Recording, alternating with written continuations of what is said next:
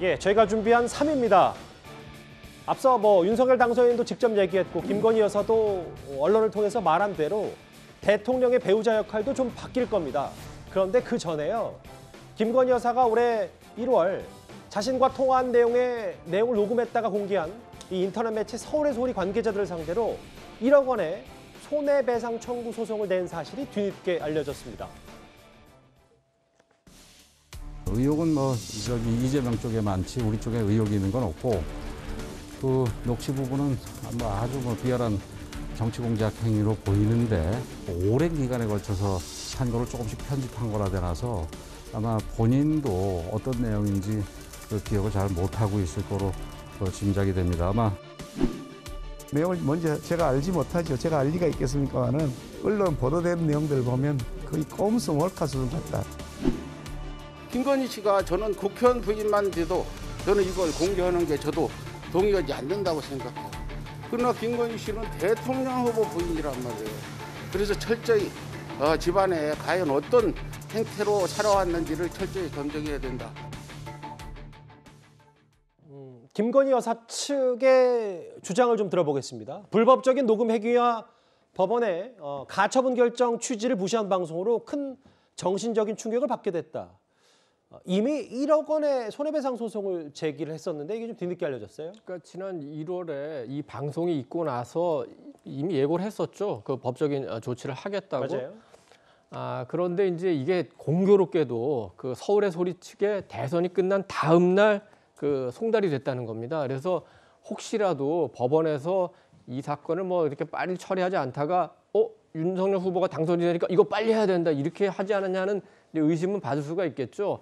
원래 이제 우리나라는 워낙 그 민사 형사 소송이 많다 보니까 이렇게 그 소장을 송달하는 시간이 상당히 한두 달 걸리긴 한다고 하지만 마침 날짜가 공교롭기 때문에 지금 약간 주목을 받는 거고 이제 그거보다 좀 더 본질적인 문제는 아니 저거 권력자가 언론을 이렇게 좀 강압적으로 하는 거 아니야 이제 이런 논란이 있을 텐데 이거는 1월에 그 대선 승부가 나기도 전에 이미 그때 예고한 대로 법적 조치를 취한 거고 이 문제는 법원에서 어떤 부분은 방송이 가능하고 어떤 부분은 방송이 불가능하다고 명확하게 구분을 해줬는데 그걸 무시하고 다 방송을 했기 때문에 이거는 김건희 씨 개인에 대한 프라이버시 침해가 명백하게 또 명예훼손 가능성도 굉장히 높기 때문에 언론사라는 이유로 서울의 소리가 과연 언론사라고 볼 수 있느냐 이건 또 다른 쟁점이 될 수 있겠지만 그런 식으로 명예를 훼손하는 것은 적절하지 않다는 지적도 많기 때문에 법원에서 명확하게 이 부분에 대해서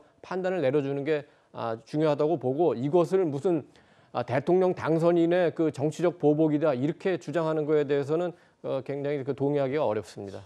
이도님 개인적인 시각도 말씀하셨는데 소송을 당한 백은종 대표 측의 얘기는 이게 어찌됐건 대선 다음 날 수령을 받았다.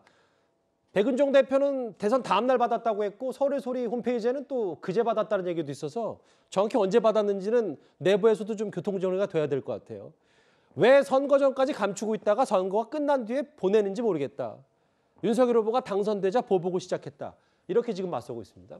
일단 보내는 주체는 이제 법원이잖아요. 근데 법원이 이를테면은 보복을 하겠다라고 할 건 아니잖아요. 그러니까 추정컨대 이거는 사견입니다만 이럴 수는 있습니다. 그러니까 이게 이를테면은 김건희 씨가 서울의 소리를 대상으로 이를테면 소송을 걸었다라는 사실 자체가 대선의 판에 어떤 어느 쪽에 유리하든 불리하든 영향을 줄 가능성이 있기 때문에 그 시점을 조금 대선 이후로 미뤄야 되겠다라는 법원의 판단이 개입될 가능성은 있지만은 이거를 이를테면은 윤석열 당선인 측이 기획을 하거나 그랬다라고 하는 거는 좀 너무 많이 나간 것 같고요. 다만 이게 이제 그러니까 바르다기보다는 좀 어떻게 보면은 좀 긍정적으로 볼 수 있는 건지 아닌 건지를 좀 봐야 될 것 같아요. 예를 들면은 그런 겁니다. 그냥 쉽게 얘기를 하면은 김정숙 여사가 어떤 특정 언론을 대상으로 이를테면 명예훼손을 당했다라고 해서 소송을 당하면은 소송을 건다라면은 그거를 국민들이 어떻게 바라볼 것이냐.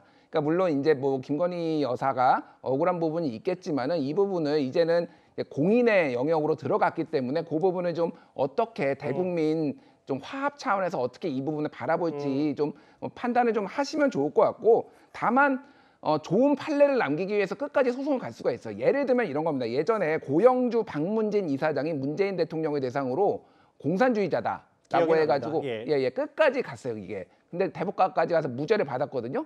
이거는 저는 가치가 있다라고 봅니다. 공인에 대한 비판에 대해서는 충분히 누구든지 할 수 있다. 다만 뭐 여러 가지 조건이 붙지만은 그걸 뭐 길게 설명할 수는 없고 어쨌든 그런 식의 가치 있는 소송이 될 것이냐 아닌가는 좀 판단을 해볼 필요는 있겠다 이런 생각이 듭니다. 법적으로는 할 수 있는데 이게 정치적 판단으로 맞는 자인지는 좀 시각을 좀 여러 시각을 봐야 된다. 근데 최병무 의원님, 근데 이게 왜 서울의 소리치기 보복이란 단어를 썼을까 만약에 생각해 본다면 실제로 그렇게 느낄 수도 있고요. 혹은 윤석열 후보가 유세 기간 동안에 한 언론 인터뷰에서 적폐 수사 관련해서 그걸 정치 보복 아니냐라는 민주당의 공격이 많았었고 실제로 그럼 이거를 보복이라고 일정 부분 주장하는 거 아니냐 뭐 이런 해석도 동시에 나옵니다. 아니 근데 상식적으로 보면 저게 보복이 되려면 윤석열 후보가 저 행위에 영향을 미칠 수 있는 지위에 가야 돼요. 그렇죠? 예. 근데 이거는 법원의 행동이라니까요.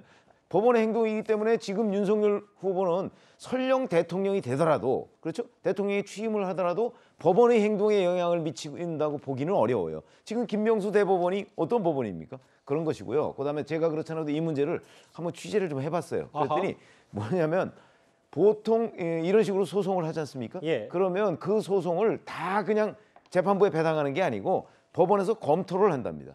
그런데 소송건이 엄청나게 쌓여 있죠.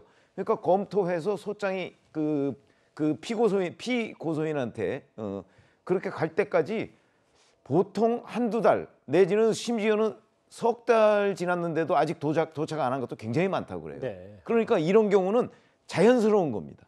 근데 교묘하게 이제 대통령 당선된 뭐 다음 날이든 그날이든 이제 그걸 받아봤다 이렇게 되니까 이제 서울의 소리가 이런 법적인 그 절차 같은 걸 잘 모르고 이제 저렇게 그 얘기를 하는 건데 지금 이렇게 나오는 거는 아주 자연스러운 현상이다. 이렇게 그 소장이 전달되는 거는 그렇게 제가 취재를 했습니다. 최병무 의원님 개인적인 시각을 한번 듣고 싶은데요. 네. 대선을 이겼는데 뭐 이렇게까지 해야 되냐는 일부의 시각도 동시에 나옵니다만 아니, 할 수 있는 건 저는 해야 된다. 어떻게 보세요. 보십니까? 아니 이게 1월 17일이잖아요. 예. 1월 17일이니까 저 때는 그 선거운동이 한참 진행 중일 때예요. 예. 그렇죠? 진행 중일 때고 그때 또 저것 때문에 얼마나 긴장했겠어요. 본인이 수개월 동안 했는데 자기가 무슨 말을 했는지도 다 기억을 못 하는데 아마 그래서 취했던 조치 같고 그동안에 이제 뭐 제대로 저 부분 뭐 들여다볼 기회도 없었을 거예요. 그런데 이제 대통령이 된 거잖아요. 지금 됐으니까 그리고 본인은 어떻게 됐든 간에 공인이잖아요. 예. 공인이기 때문에 저런 정도의 비판은 저는 받아들여야 된다라고 생각을 합니다. 그러면 이제 취하할 수도 있겠죠. 그리고 제 개인적인 의견은 취하하는 게 맞다고 봅니다. 알겠습니다. 조금씩 다 의견들이 조금은 다르신데 일단 중간 정리를 저도 한번 해봤습니다.